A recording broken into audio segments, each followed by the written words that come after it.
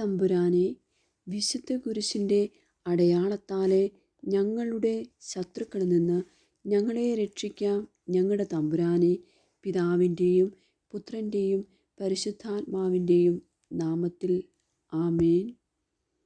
ആദ്യം മുതൽ ഉണ്ടായിരുന്നതും ഞങ്ങൾ കേട്ടതും സ്വന്തം കണ്ണുകൊണ്ട് കണ്ടതും സൂക്ഷിച്ചു വീക്ഷിച്ചതും കൈകൊണ്ട് സ്പർശിച്ചതുമായ ജീവൻ്റെ വചനത്തെപ്പറ്റി ഞങ്ങൾ അറിയിക്കുന്നു. 1 യോഹന്നാൻ 1-ാം അധ്യായം 1-ാം തിരുവചനമാണ് നാം വായിച്ചു കേട്ടത്.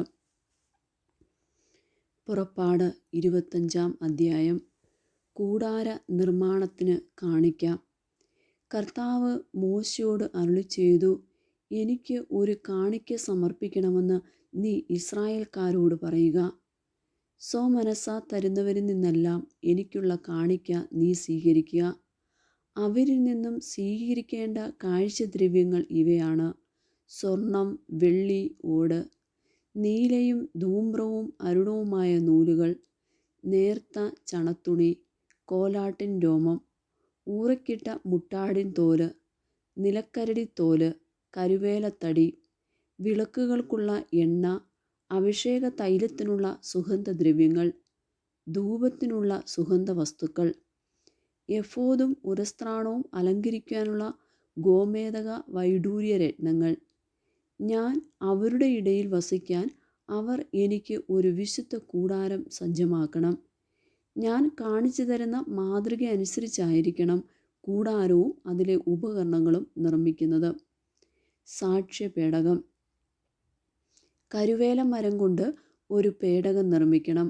അതിന് 2.5 മുഴം നീളവും 1.5 മുഴം വീതിയും 1.5 മുഴം ഉയരവും ഉണ്ടായിരിക്കണം.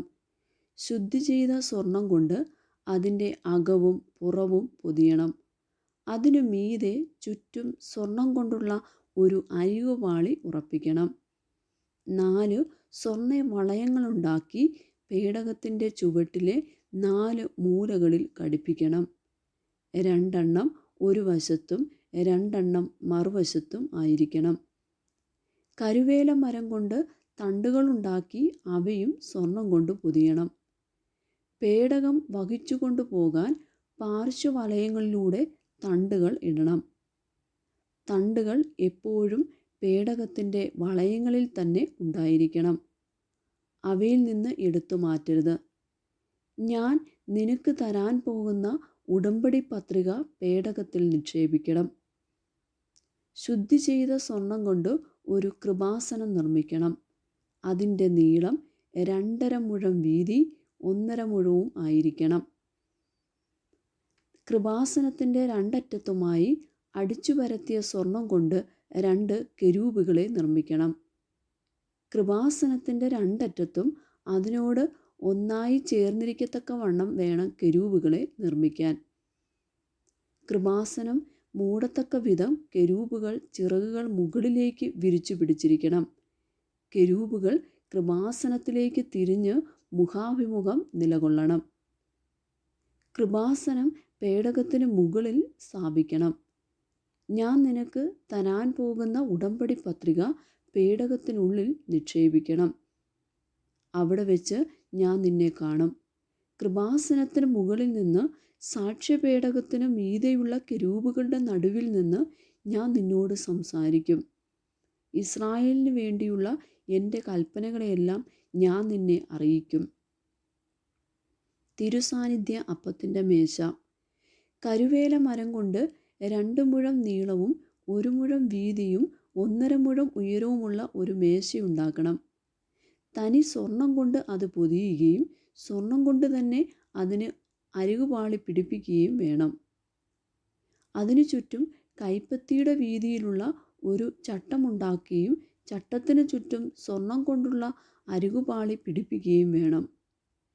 സ്വർണം കൊണ്ടുള്ള 4 വളയങ്ങളുണ്ടാക്കി മേശയുടെ 4 മൂലകളിലുള്ള 4 കാലുകളിൽ ഘടിപ്പിക്കുക. വളയങ്ങളിലൂടെ തണ്ടുകളിട്ട് മേശ ചുമന്നു കൊണ്ടുപോകത്തക്ക വിധം വളയങ്ങൾ ചട്ടത്തോടു ചേർന്നിരിക്കണം. മേശ ചുമന്നുകൊണ്ടു പോകാനായി കരുവേല മരം കൊണ്ട് തണ്ടുകളുണ്ടാക്കി സ്വർണം കൊണ്ട് പൊതിയണം. താലകങ്ങളും തളികകളും കലക്ഷങ്ങളും പാനീയബലിക്കുള്ള ചക്ഷകങ്ങളും തനി സ്വർണം കൊണ്ടുണ്ടാക്കണം. തിരുസാന്നിധ്യത്തിൻ്റെ അപ്പം എപ്പോഴും എൻ്റെ മുമ്പാകെ മേശപ്പുറത്ത് വെച്ചിരിക്കണം. വിളക്കുകാൽ തനി സ്വർണം കൊണ്ട് ഒരു വിളക്കുകാൽ ഉണ്ടാക്കണം. അതിൻ്റെ ചുവടും തണ്ടും ചക്ഷകങ്ങളും മുകുളങ്ങളും പുഷ്പങ്ങളും ഒരേ സ്വർണ്ണത്തകിടിൽ തീർത്തതായിരിക്കണം. ഒരു വശത്ത് നിന്ന് 3 മറുവശത്ത് നിന്ന് 3 എന്ന കണക്കിൽ വിളക്ക് കാലിൻ്റെ ഇരുവശത്തുമായി 6 ശാഖകളുണ്ടായിരിക്കണം. ഓരോ ശാഖയിലും ബദാം പൂവിൻ്റെ ആകൃതിയിൽ മുകുളങ്ങളോടും പുഷ്പതലങ്ങളോടും കൂടിയ 3 ശക്ഷകങ്ങൾ ഉണ്ടായിരിക്കണം. വിളക്ക് തണ്ടിന്മേൽ ബദാം പൂവിൻ്റെ ആകൃതിയിൽ മുകുളങ്ങളും പുഷ്പതലങ്ങളും ചേർന്ന് 4 ശക്ഷകങ്ങൾ ഉണ്ടായിരിക്കണം. വിളക്ക് കാലിൽ നിന്നും പുറപ്പെടുന്ന 6 ശാഖകളിൽ ഓരോ ജോഡിയുടെയും അടിയിൽ ഓരോ മുകുളം എന്ന കണക്കിന് 3 മുകുളങ്ങളുണ്ടായിരിക്കണം. അടിച്ചു പരത്തിയ തനി സ്വർണത്തിൻ്റെ ഒരേ തകിടിലായിരിക്കണം മുകുളങ്ങളും ശാഖകളുമെല്ലാം നിർമ്മിക്കുന്നത്. വിളക്കിൻ തണ്ടിന്മേലും അതിൻ്റെ ശാഖകളിൽ മേലും വയ്ക്കാൻ വേണ്ടി 7 വിളക്കുകൾ സ്ഥാപിക്കണം. അവ വിളക്ക് കാലിന് മുമ്പിൽ പ്രകാശം വീശത്തക്ക വിധം വേണം സ്ഥാപിക്കാൻ. തിരി അണയ്ക്കാൻ ഉപയോഗിക്കുന്ന കത്രികകളും തട്ടങ്ങളും തനി സ്വർണം കൊണ്ടുള്ളവയായിരിക്കണം. വിളക്കുകാലും ഉപകരണങ്ങളുമെല്ലാം കൂടി 1 താലന്തു തനി സ്വർണം കൊണ്ട് വേണം നിർമ്മിക്കാൻ. മലയിൽ വെച്ച് നിന്നെ ഞാൻ കാണിച്ച മാതൃകയിൽ ഇവയെല്ലാം നിർമ്മിക്കാൻ ശ്രദ്ധിക്കണം. പുറപ്പാട് 26-ാം അധ്യായം. സാക്ഷ്യകൂടാരം. 10 വിരികൾ കൊണ്ട് നീ വിശുദ്ധ കൂടാരം നിർമ്മിക്കണം. നീലം, ധൂമ്രം, കടുംചുമപ്പ് എന്നീ നിറങ്ങളോടുകൂടി നെയ്തെടുത്ത നേർത്ത ചണവസ്ത്രം കൊണ്ടായിരിക്കണം വിരികൾ. കെരൂബുകളെ കൊണ്ട് വിദഗ്ധമായി അലങ്കരിച്ചതുമായിരിക്കണം. ഒരു വിരിയുടെ നീളം 28 മുഴവും വീതി 4 മുഴവും ആയിരിക്കണം. എല്ലാ വിരികളും ഒരേ അളവിലുള്ളതായിരിക്കണം. 5 വിരികൾ ഒന്നൊന്നിനോട് ചേർത്ത് തുന്നണം. അതുപോലെ മറ്റേ 5 വിരികളും. ആദ്യ ഗണം വിരികളിൽ ഒടുവിലത്തേതിൻ്റെ വക്കിൽ നീല നൂലുകൊണ്ട് വളയങ്ങൾ തുന്നിച്ചേർക്കണം. അപ്രകാരം തന്നെ 2-ാം ഗണം വിരികളിൽ അവസാനത്തതിൻ്റെ വക്കിലും. ആദ്യത്തെ വിരിയിൽ 50 വളയങ്ങൾ ഉണ്ടാക്കണം. 2-ാം ഗണം വിരികളിൽ അവസാനത്തേതിൻ്റെ വക്കിലും 50 വളയങ്ങൾ ഉണ്ടാക്കണം. വളയങ്ങൾ ഒന്നിനു നേരെ ഒന്ന് വരത്തക്ക വിധത്തിലായിരിക്കണം. സ്വർണം കൊണ്ട് 50 കൊളുത്തുകൾ ഉണ്ടാക്കണം. ഇരുഗണം വിരികളും കൊളുത്തുകൊണ്ട് യോജിക്കുമ്പോൾ അതൊരു കൂടാരമാകും. കൂടാരത്തിൻ്റെ മുകൾ ഭാഗം മൂടുന്നതിനായി ആട്ടിൻ രോമം കൊണ്ട് 11 വിരികളുണ്ടാക്കണം. ഓരോ വിരിക്കും 30 മുഴം നീളവും 4 മുഴം വീതിയും ഉണ്ടായിരിക്കണം. 11 വിരികളും ഒരേ അളവിലായിരിക്കണം. 5 വിരികൾ യോജിപ്പിച്ച് ഒരു ഗണവും 6 വിരികൾ യോജിപ്പിച്ച് വേറൊരു ഗണവും ഉണ്ടാക്കുക. 6-ാമത്തെ വിരി കൂടാരത്തിൻ്റെ മുൻഭാഗത്ത് മടക്കിയിടുക. 1-ാമത്തെ ഗണം വിരികളിൽ അവസാനത്തതിൻ്റെ വക്കിൽ 50 വളയങ്ങളും 2-ാം ഗണം വിരികളിൽ അവസാനത്തിൻ്റെ വക്കിൽ 50 വളയങ്ങളും തുന്നിച്ചേർക്കുക. ഓടുകൊണ്ടുള്ള 50 കൊളുത്തുകളുണ്ടാക്കി അവ വളയങ്ങളിലൂടെ ഇട്ട് കൂടാരം ഒന്നായി യോജിപ്പിക്കുക. അവശേഷിക്കുന്ന ഒരു പകുതി വിരി കൂടാരത്തിൻ്റെ പിന്നിൽ തൂക്കിയിടണം. മേൽവിരിയുടെ നീളത്തിൽ ഓരോ വശത്തും അവശേഷിക്കുന്ന ഓരോ മുഴം ഇരുവശങ്ങളും മറയ്ക്കാനായി തൂക്കിയിടണം. ഊറയ്ക്കിട്ട മുട്ടാണിൻ തോലുകൊണ്ട് കൂടാരത്തിന് മൂടി ഉണ്ടാക്കണം. മൃദുലമായ തോലും കൊണ്ട് വേറൊരു ആവരണവും ഉണ്ടാക്കണം. കരുവേല മരത്തിൻ്റെ പലകകൾ കൊണ്ട് കൂടാരത്തിന് നിവർന്നു നിൽക്കുന്ന ചട്ടങ്ങൾ ഉണ്ടാക്കണം. ഓരോ പലകയുടെയും നീളം 10 മുഴവും വീതി 1.5 മുഴവും ആയിരിക്കണം. പലകകളെ തമ്മിൽ ചേർക്കുന്നതിന് ഓരോ പലകയിലും 2 കുമിടുകൾ വീതം എല്ലാ പലകകളും ഇങ്ങനെ തന്നെ ഉണ്ടാക്കണം. കൂടാരത്തിന് ചട്ടപ്പലകൾ ഉണ്ടാക്കണം. തെക്ക് വശത്ത് 20 പലകകൾ. 20 പലകകളുടെ അടിയിലായി വെള്ളി കൊണ്ട് 40 പാദകുടങ്ങൾ ഉണ്ടാക്കണം. ഓരോ പലകയുടെയും അടിയിലുള്ള 2 കുടുംബങ്ങൾക്ക് 2 പാദകുടങ്ങൾ വീതം. കൂടാരത്തിൻ്റെ രണ്ടാം വശമായ വടക്കുവശത്തേക്കായി 20 പലകകൾ നിർമ്മിക്കണം. ഓരോ പലകയ്ക്കുമിടയിൽ 2 വീതം വെള്ളി കൊണ്ട് 40 പാദകുടങ്ങൾ ഉണ്ടായിരിക്കണം. കൂടാരത്തിൻ്റെ പിൻഭാഗമായ പടിഞ്ഞാറ് വശത്തേക്കായി 6 പലകകൾ നിർമ്മിക്കണം. കൂടാരത്തിൻ്റെ പിൻഭാഗത്തെ 2 മൂലകൾക്കായി 2 പലകകൾ ഉണ്ടാക്കണം. അവയുടെ ചുവടുകൾ അകന്നു നിൽക്കണം. മുകളിൽ അവ ഒരു വളയം കൊണ്ട് യോജിപ്പിക്കണം. 2 പലകകൾക്കും ഇപ്രകാരം തന്നെ. അവ രണ്ടും മൂലപ്പലകകളായിരിക്കണം. അങ്ങനെ 8 പലകകളും ഓരോ പലകയുടെയും അടിയിൽ 2 വീതം വെള്ളി കൊണ്ടുള്ള 16 പാദകുടങ്ങളും ഉണ്ടായിരിക്കണം. കരുവേല മരം കൊണ്ട് അഴികൾ ഉണ്ടാക്കണം. കൂടാരത്തിൻ്റെ ആദ്യവശത്തെ പലകകൾക്ക് 5 അഴികൾ വേണം. കൂടാരത്തിൻ്റെ രണ്ടാമത്തെ വശത്തുള്ള പലകകൾക്ക് 5 അഴികളും പിൻഭാഗമായ പടിഞ്ഞാറ് വശത്തുള്ള പലകകൾക്ക് 5 അഴികളും ഉണ്ടാക്കണം. നടുവിലെ അഴി പലകകളുടെ മധ്യത്തിലൂടെ ഒരറ്റം മുതൽ മറ്റേ അറ്റം വരെ എത്തണം. പലകകൾ സ്വർണം കൊണ്ട് പൊതിയണം.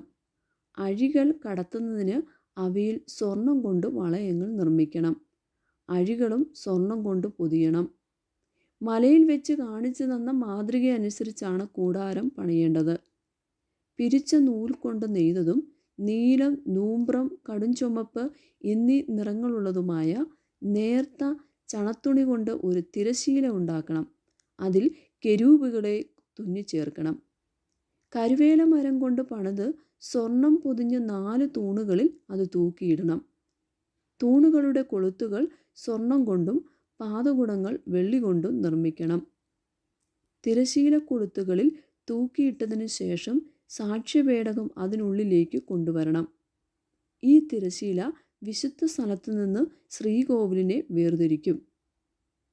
ശ്രീകോവിലിൽ സാക്ഷ്യപേടകത്തിന് മുകളിൽ കൃപാസനം സ്ഥാപിക്കണം. തിരശീലയ്ക്ക് വെളിയിൽ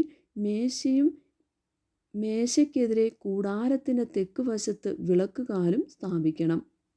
മേശ കൂടാരത്തിൻ്റെ വടക്ക് വശത്തായിരിക്കണം.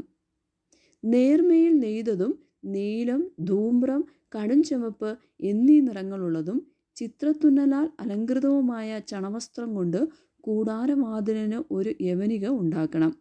ഈ യവനിക തൂക്കിയിടുന്നത് കരുവേല മരം കൊണ്ട് 5 തൂണുകൾ ഉണ്ടാക്കണം. അവ സ്വർണത്തിൽ പൊതിയണം.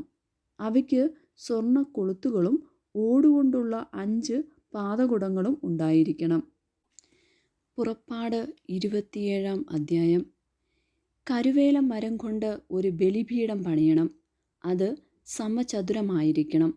നീളവും വീതിയും 5 മുഴം, ഉയരം 3 മുഴം. ബലിപീഠത്തിൻ്റെ 4 മൂലകളിലും അതോട് ഒന്നായി ചേർന്ന് നിൽക്കുന്ന 4 കൊമ്പുകൾ നിർമ്മിച്ചു ഓടുകൊണ്ട് പൊതിയണം.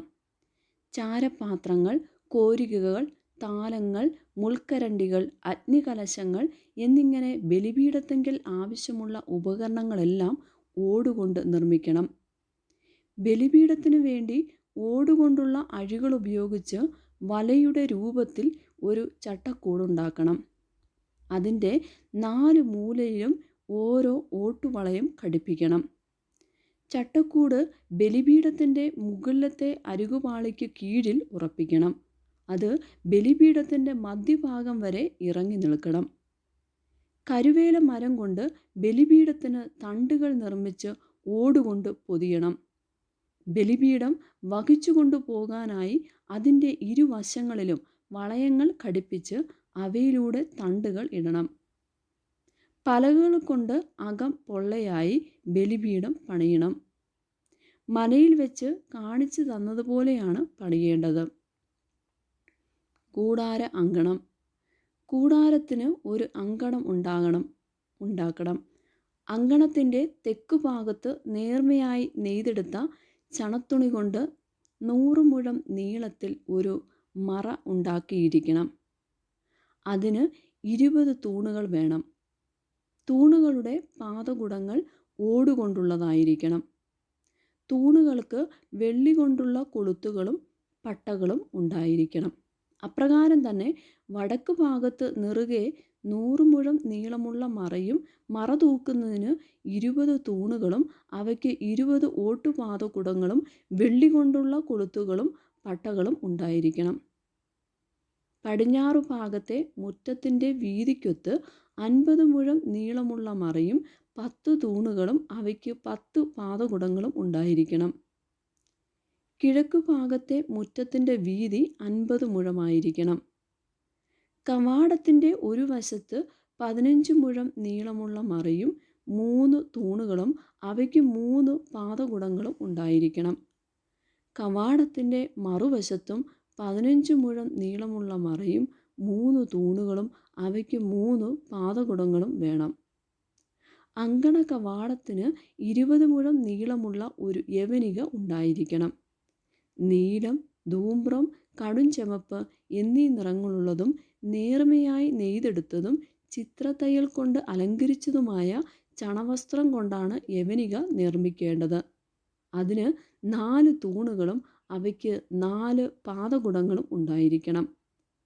അങ്കണത്തിന് ചുറ്റുമുള്ള തൂണുകൾക്കെല്ലാം വെള്ളി കൊണ്ടുള്ള പട്ടകളും കൊളുത്തുകളും ഓട്ടുപാദകുടങ്ങളും ഉണ്ടായിരിക്കണം. അങ്കണത്തിൻ്റെ നീളം 100 മുഴവും വീതി 50 മുഴവും ആയിരിക്കണം.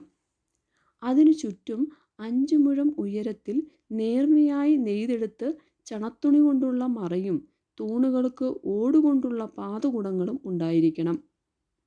കൂടാരത്തിലെ ഉപയോഗത്തിനുള്ള എല്ലാ ഉപകരണങ്ങളും കൂടാരത്തിൻ്റെയും അങ്കണത്തിൻ്റെയും മറകൾക്ക് വേണ്ട കുറ്റികളും ഓടുകൊണ്ട് നിർമ്മിച്ചവയെ ആയിരിക്കണം.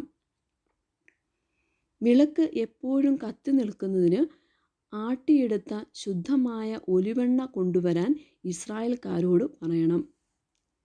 സമാഗമ കൂടാരത്തിനുള്ളിൽ സാക്ഷ്യപേടകത്തിനു മുമ്പിലുള്ള തിരശ്ശീലയ്ക്ക് വെളിയിൽ വിളക്ക് സന്ധ്യ മുതൽ പ്രഭാതം വരെ കർത്താവിൻ്റെ മുമ്പിൽ കത്തി നിൽക്കാൻ അഹ്റോനും അവൻ്റെ പുത്രന്മാരും ശ്രദ്ധിക്കട്ടെ. ഇസ്രായേൽക്കാർ തലമുറ തോറും അനുഷ്ഠിക്കേണ്ട ശാശ്വത നിയമമാണിത്. പുറപ്പാട് 28-ാം അധ്യായം. പുരോഹിത വസ്ത്രങ്ങൾ. പുരോഹിതന്മാരായി എനിക്ക് ശുശ്രൂഷ ചെയ്യാൻ വേണ്ടി നിന്റെ സഹോദരനായ അഹ്റോനെയും അവൻ്റെ പുത്രന്മാരായ നാദാബ്, അബിഹൂ, എലയാസർ, ഇത്താമർ എന്നിവരെയും ഇസ്രായേൽക്കാരുടെ ഇടയിൽ നിന്നും നിന്റെ അടുക്കലേക്ക് വിളിക്കൂ. നിന്റെ സഹോദരനായ അഹ്റോന് മഹിമയും അഴകും നൽകുന്നതിന് അവനു വേണ്ടി വിശുദ്ധ വസ്ത്രങ്ങൾ നിർമ്മിക്കുക. അഹ്റോനെ എൻ്റെ പുരോഹിതനായി അവരോധിക്കാൻ വേണ്ടി അവനും സ്ഥാനവസ്ത്രങ്ങൾ നിർമ്മിക്കാൻ ഞാൻ നൈപുണ്യം നൽകിയിട്ടുള്ള എല്ലാ വിദഗ്ധന്മാരോടും നീ ആവശ്യപ്പെടുക. അവർ നിർമ്മിക്കേണ്ട വസ്ത്രങ്ങൾ ഇവയാണ്: ഉരസ്ത്രാണം, എഫോദ്, നിലയങ്കി, ചിത്രത്തയ്യലുള്ള അങ്കി, തലപ്പാവ്, അരപ്പട്ട. എനിക്ക് പുരോഹിത ശുശ്രൂഷ ചെയ്യാൻ അഹ്റോനും പുത്രന്മാർക്കും വേണ്ടി അവർ വിശുദ്ധ വസ്ത്രങ്ങൾ നിർമ്മിക്കട്ടെ. സ്വർണ്ണനൂൽ, നീലം, ധൂമ്രം, കടുംചുവപ്പ് എന്നീ നിറങ്ങളുള്ള നൂലുകൾ, നേർമയായി പിരിച്ചെടുത്ത ചണം എന്നിവ അവർ ഉപയോഗിക്കണം. സ്വർണ്ണനൂൽ, നീലം, ധൂമ്രം, കടുംചുവപ്പ് എന്നീ നിറങ്ങളുള്ള നൂലുകൾ, നേർമയായി പിരിച്ചെടുത്ത ചണം എന്നിവ ഉപയോഗിച്ച് വിദഗ്ധമായി അവർ എഫോദ് നിർമ്മിക്കണം. അതിൻ്റെ 2 അറ്റങ്ങൾ തമ്മിൽ യോജിപ്പിക്കുന്നതിന് അതിൽ 2 തോൾവാറുകൾ പിടിപ്പിക്കണം. എഫോദ് കെട്ടി ഉറപ്പിക്കാനായി അതിന്മേലുള്ള പട്ടയും സ്വർണ്ണനൂൽ, നീലം, ധൂമം, കടുംചുവപ്പ് നൂലുകൾ, നേർമയായി പിരിച്ചെടുത്ത ചണം എന്നിവ കൊണ്ട് അതേ രീതിയിൽ തന്നെ വിദഗ്ധമായി നിർമ്മിച്ചതായിരിക്കണം. 2 വൈഡൂര്യ കല്ലുകളെടുത്ത് അവയിൽ ഇസ്രായേലിൻ്റെ പുത്രന്മാരുടെ പേരുകൾ കൊത്തണം. അവരുടെ പ്രായക്രമം അനുസരിച്ച് ഓരോ കല്ലിലും 6 പേരുകൾ വീതം കൊത്തുക. രത്നശില്പി മുദ്ര കൊത്തുന്നത് പോലെ ഇസ്രായേലിൻ്റെ പുത്രന്മാരുടെ പേരുകൾ ആ കല്ലുകളിൽ രേഖപ്പെടുത്തണം. കല്ലുകൾ സ്വർണ്ണ തകിടിൽ പതിക്കണം. ഇസ്രായേൽ പുത്രന്മാരുടെ സ്മാരകശിലകളായി അവ എഫോദിൻ്റെ തോൾമാറുകളിൽ ഉറപ്പിക്കണം. അവരുടെ പേരുകൾ കർത്താവിൻ്റെ മുമ്പിൽ ഒരു സ്മാരകമായി അഹ്റോൻ തൻ്റെ ഇരുതോളുകളിലും വഹിക്കട്ടെ. രത്നം പതിക്കാനുള്ള തകിടുകൾ സ്വർണം കൊണ്ട് ഉണ്ടാക്കുക. തനി സ്വർണം കൊണ്ട് കയറുപോലെ പിണച്ചെടുത്ത 2 തുടലുകൾ നിർമ്മിച്ച് അവ സ്വർണ്ണ തകിടുകളുമായി യോജിപ്പിക്കുക. ന്യായവിധിയുടെ ഉരസ്ത്രാണം ചിത്രപ്പണികളോടെ നിർമ്മിക്കണം. അത് എഫോദ് എന്ന പോലെ സ്വർണ്ണനൂൽ, നീലം, ധൂമ്രം, കടും ചുവപ്പ് എന്നീ നിറങ്ങളുള്ള നൂലുകൾ, നേർമയായി പിരിച്ചെടുത്ത ചണം എന്നിവ കൊണ്ടാണ് ഉണ്ടാക്കേണ്ടത്. അത് സമചതുരത്തിൽ 2 മടക്കുള്ളതായിരിക്കണം. അതിന് 1 ചാൺ നീളവും 1 ചാൺ വീതിയും വേണം. അതിന്മേൽ 4 നിര രത്നങ്ങൾ പതിക്കണം. ആദ്യത്തെ നിരയിൽ മാണിക്യം, പുഷ്യരാഗം, വൈഡൂര്യം. രണ്ടാമത്തെ നിരയിൽ മരതകം, ഇന്ദ്രനീലം, വജ്രം. മൂന്നാമത്തെ നിരയിൽ പവിഴം, ചന്ദ്രകാന്തം, സൗഗന്ധികം. നാലാമത്തെ നിരയിൽ പത്മരാഗം, ഗോമേതകം, സൂര്യകാന്തം. രത്നങ്ങളെല്ലാം സ്വർണ്ണ തകിടിലാണ് പതിക്കേണ്ടത്. ഇസ്രായേലിൻ്റെ പുത്രന്മാരുടെ പേരുകൾ അനുസരിച്ച് 12 രത്നങ്ങളുണ്ടായിരിക്കണം. ഓരോ ഗോത്രത്തിൻ്റെയും പേര് ഓരോ രത്നത്തിലും മുദ്ര പോലെ കൊത്തിയിരിക്കണം. ഉരസ്ത്രാണത്തിനു വേണ്ടി തനി സ്വർണം കൊണ്ട് കയറുപോലെ പിണച്ചെടുത്ത തുടലുകൾ പണിയണം. സ്വർണം കൊണ്ട് 2 വളയങ്ങൾ നിർമ്മിച്ച് ഉരസ്ത്രാണത്തിൻ്റെ മുകളിലത്തെ 2 മൂലകളിൽ ഘടിപ്പിക്കണം. ഉരസ്ത്രാണത്തിൻ്റെ മൂലകളിലുള്ള 2 വളയങ്ങളിലൂടെ 2 സ്വർണ്ണ തുടലുകൾ ഇടണം. തുടലുകളുടെ മറ്റേ അറ്റങ്ങൾ രത്നം പതിച്ച സ്വർണ്ണ തകിടുകളിൽ ഘടിപ്പിച്ച എഫോദിൻ്റെ തോൾവാറിൻ്റെ മുൻഭാഗവുമായി ബന്ധിക്കണം. 2 സ്വർണ്ണവളയങ്ങൾ പണിത് അവ ഉരസ്ത്രാണത്തിൻ്റെ താഴത്തെ കോണുകളിൽ അവയുടെ ഉൾഭാഗത്ത് എഫോദിനോട് ചേർത്ത് ബന്ധിക്കണം.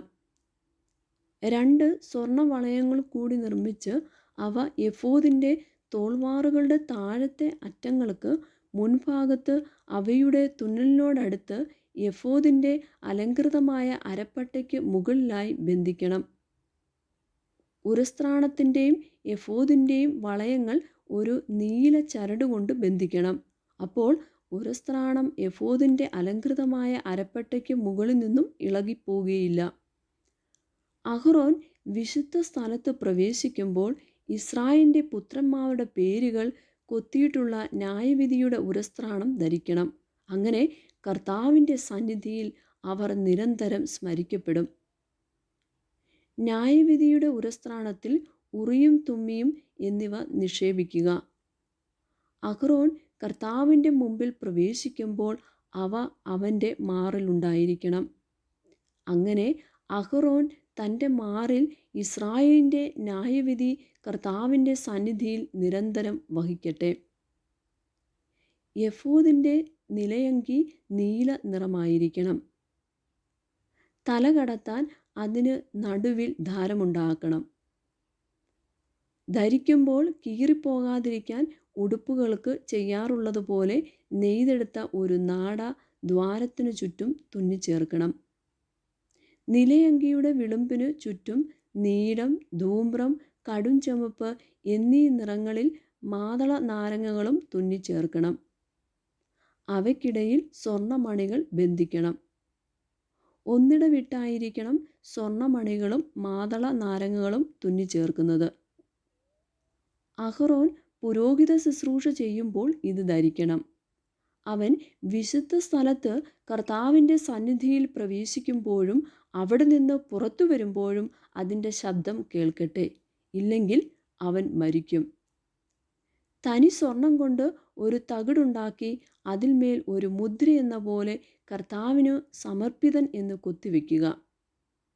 ഒരു നീല ചരട് കൊണ്ട് അത് തലപ്പാവിൻ്റെ മുൻവശത്ത് ബന്ധിക്കണം. അഹ്റോൻ അത് നെറ്റിയിൽ ധരിക്കണം. അങ്ങനെ ഇസ്രായേൽക്കാർ വിശുദ്ധ വസ്തുക്കൾ കാഴ്ച സമർപ്പിക്കുന്നതിൽ വരുത്തുന്ന വീഴ്ചകൾ അവൻ വഹിക്കട്ടെ. കാണിക്കകൾ കർത്താവിൻ്റെ സന്നിധിയിൽ സ്വീകാര്യമാകേണ്ടതിന് ആ തകിട് അഹറോൻ്റെ നെറ്റിയിൽ എപ്പോഴും ഉണ്ടായിരിക്കണം. നേർമയായി പിരിച്ചെടുത്ത ചണം കൊണ്ട് ഒരു അങ്കിയുണ്ടാക്കി അതിൽ ചിത്രത്തുന്നലാൽ അലങ്കരിക്കണം. നേർമയായി പിരിച്ചെടുത്ത ചണം കൊണ്ട് തലപ്പാവും ചിത്രാലങ്കൃതമായ അരപ്പട്ടയും ഉണ്ടാക്കണം.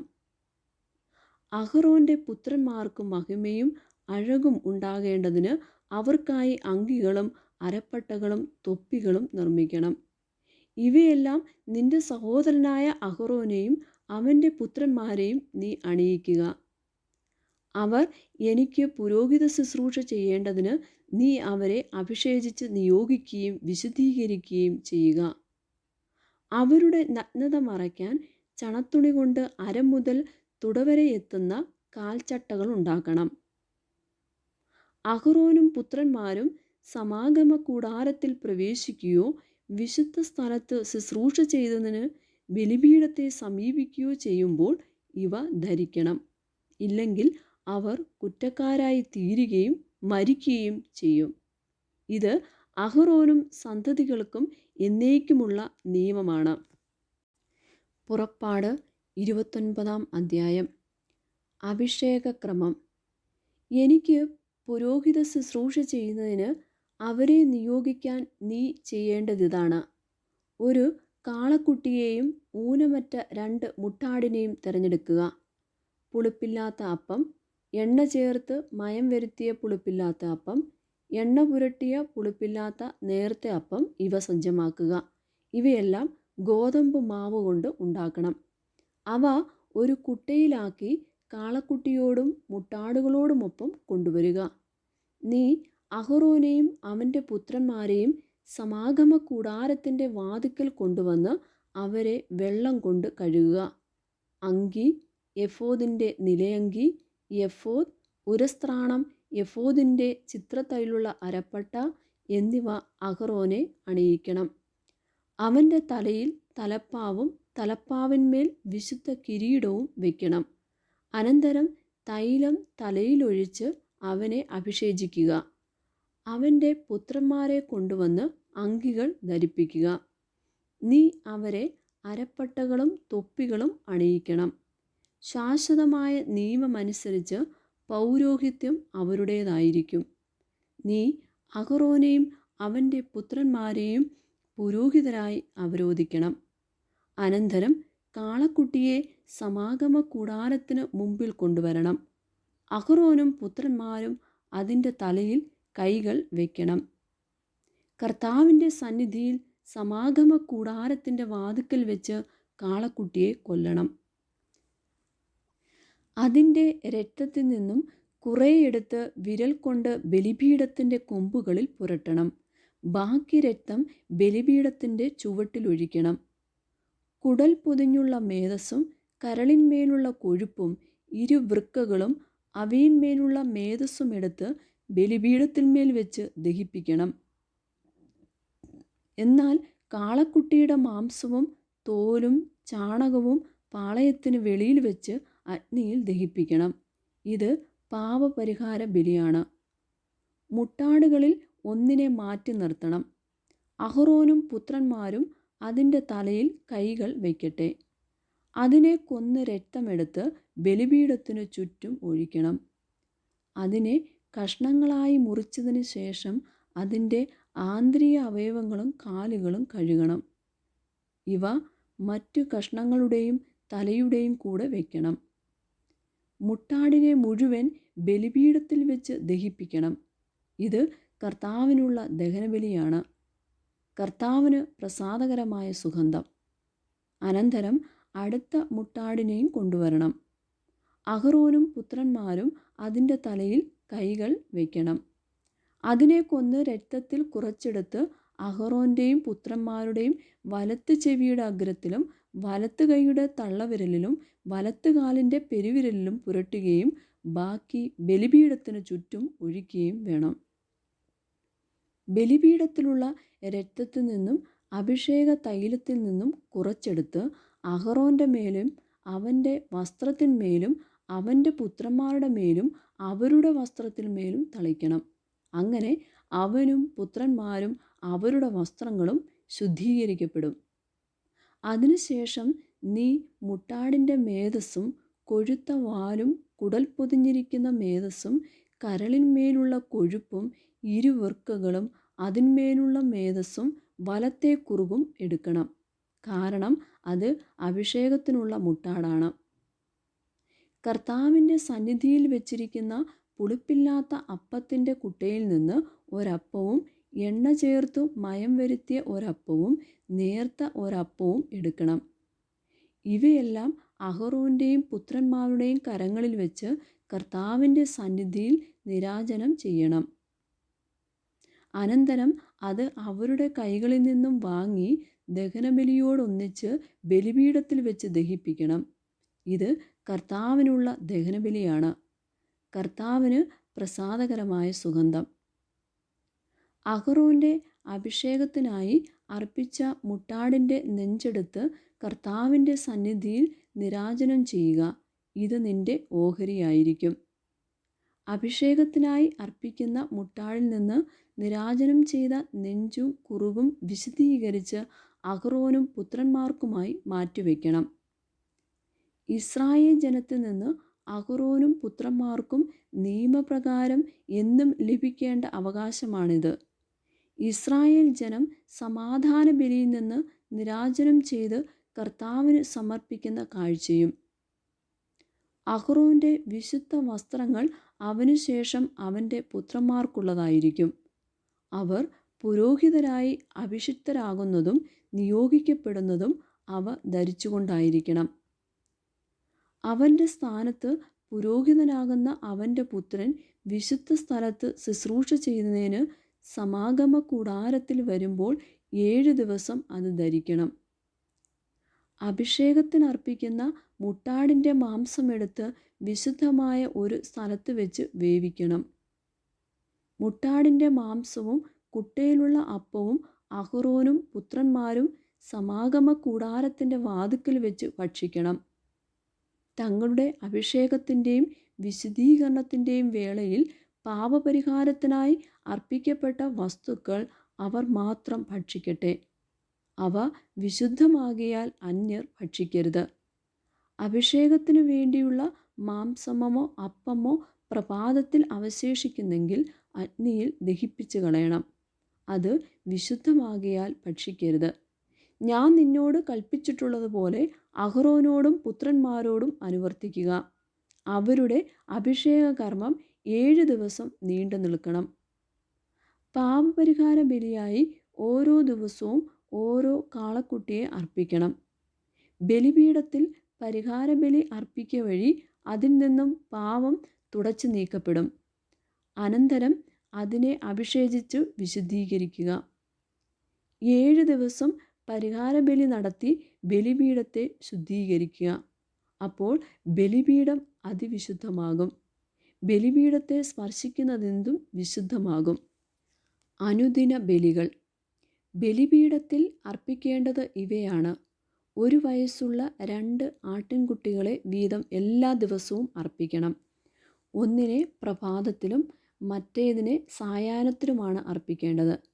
1-ാമത്തെ ആട്ടിൻകുട്ടിയോടൊപ്പം 4-1 ഹിൻ ശുദ്ധമായ ഒലിവെണ്ണയിൽ കുഴച്ച 10-1 ഏഫാ മാവും പാനീയബലിയായി 4-1 ഹിൻ വീഞ്ഞും സമർപ്പിക്കണം. പ്രഭാതത്തിനെന്ന പോലെ സായാഹ്നത്തിൽ 2-ാമത്തെ ആട്ടിൻകുട്ടിയെ ധാന്യബലിയോടും പാനീയബലിയോടുമൊത്ത് സുഗന്ധവാഹിയായ ദഹനബലിയായി കർത്താവിന് അർപ്പിക്കണം. ഞാൻ നിങ്ങളെ കാണുകയും നിങ്ങളോട് സംസാരിക്കുകയും ചെയ്യുന്ന സമാഗമ കൂടാരത്തിൻ്റെ വാതിക്കൽ കർത്താവിൻ്റെ സന്നിധിയിൽ തലമുറ തോറും നിങ്ങൾ അനുദിനം അർപ്പിക്കേണ്ട ദഹനബലിയാണിത്. അവിടെ വെച്ച് ഞാൻ ഇസ്രായേൽ ജനത്തെ സന്ദർശിക്കും. എൻ്റെ മഹത്വത്താൽ അവിടം വിശുദ്ധീകരിക്കുകയും ചെയ്യും. സമാഗമ കൂടാരവും ബലിപീഠവും ഞാൻ വിശുദ്ധീകരിക്കും. എനിക്ക് പുരോഹിത ശുശ്രൂഷ ചെയ്യുന്നതിനായി അഹറോനെയും പുത്രന്മാരെയും ഞാൻ വിശുദ്ധീകരിക്കും. ഞാൻ ഇസ്രായേൽ ജനത്തിൻ്റെ മധ്യേ വസിക്കും. അവരുടെ ദൈവമായിരിക്കുകയും ചെയ്യും. അവരുടെ ഇടയിൽ വസിക്കാൻ വേണ്ടി അവരെ ഈജിപ്തിൽ നിന്നും കൊണ്ടുവന്ന അവരുടെ ദൈവമായ കർത്താവ് ഞാനാണെന്ന് അവർ അറിയും. ഞാനാണ് അവരുടെ ദൈവമായ കർത്താവ്. നമ്മുടെ കർത്താവായ മിശിഹായിക്ക് സ്തുതി. സ്വർഗസ്ഥനായ ഞങ്ങളുടെ പിതാവേ, അങ്ങയുടെ നാമം പൂജിതമാകണമേ. അങ്ങയുടെ രാജ്യം വരണമേ. അങ്ങയുടെ തിരുമനസ്സ് സ്വർഗത്തിലെ പോലെ ഭൂമിയിലുമാകണമേ. അന്നു വേണ്ടുന്ന ആഹാരം ഇന്ന് ഞങ്ങൾക്ക് തരണമേ. ഞങ്ങളോട് തെറ്റ് ചെയ്യുന്നവരോട് ഞങ്ങൾ ക്ഷമിച്ചിരിക്കുന്നത് പോലെ ഞങ്ങളുടെ തെറ്റുകൾ ഞങ്ങളോട് ക്ഷമിക്കണമേ. ഞങ്ങളെ പ്രലോഭനത്തിൽ വീഴാനിടയാകരുതേ. ദുഷ്ടാരൂപിയിൽ നിന്ന് ഞങ്ങളെ രക്ഷിച്ചു കൊള്ളണമേ. ആമേ. നന്മ നിറഞ്ഞ മറിയമേ സ്വസ്തി, കർത്താവ് അങ്ങയുടെ കൂടെ സ്ത്രീകളിൽ അനുഗ്രഹിക്കപ്പെട്ടവളാവുന്നു. അങ്ങയുടെ ഉദരത്തിൽ ഫലമായി ഈശോ അനുഗ്രഹിക്കപ്പെട്ടവനാവുന്നു. പരിശുദ്ധ മറിയമേ തമ്പുരാൻ്റെ അമ്മേ, പാപികളായ ഞങ്ങൾക്ക് വേണ്ടി എപ്പോഴും ഞങ്ങളുടെ മരണസമയത്തും തമ്പുരാനോട് അപേക്ഷിച്ചുകൊള്ളണമേ. ആമേ. പിതാവിനും പുത്രനും പരിശുദ്ധാത്മാവിനും സ്തുതി, ആദിയിലെ പോലെ ഇപ്പോഴും എപ്പോഴും എന്നേക്കും. ആമേൻ.